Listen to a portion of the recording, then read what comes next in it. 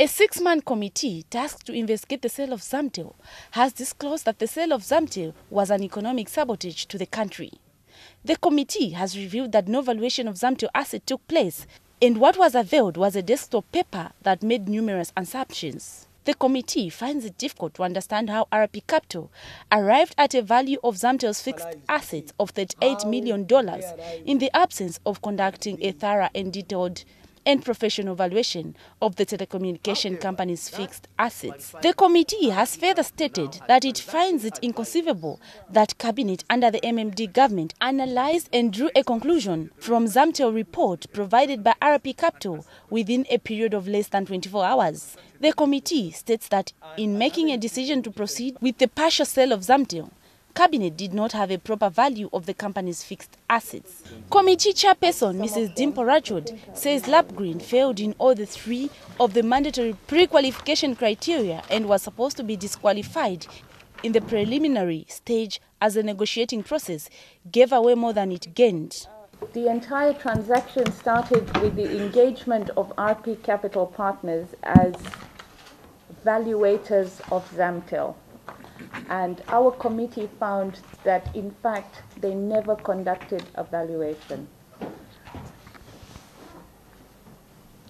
Before they could even conduct or complete a valuation, their appointment was changed to that of transaction advisors. But we were very, very concerned to note that prior to the appointment of RP Capitals, in spite of Ministry of Communication having told us that they had conducted a due diligence on RP Capital, to date we have never been given a dossier that they claim exists. We're therefore forced to conclude that either such a dossier never existed or has been destroyed.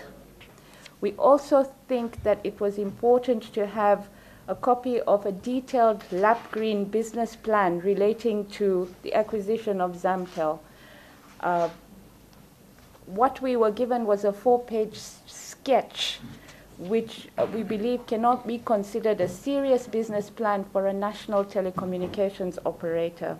The committee has also established that the handling of Zesco optic fiber network asset to Zamtel was done in bad faith, as it was given away free of charge.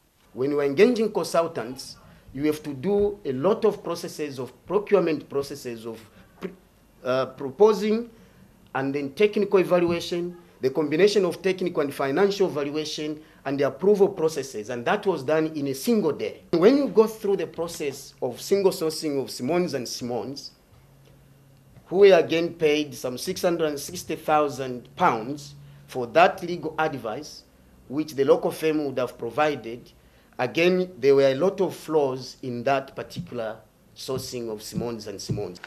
LapGreen, we all know that they paid $257 million to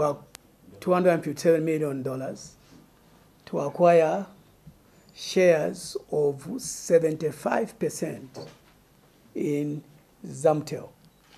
That means the government remaining with the only 25% of the shares. But now, when we looked into the matter to try and... The committee is disappointed that the Zambian government, who failed to support Zamtel over the years by settling the telephone bills, promptly managed to do so in the post-privatization of Zamtel.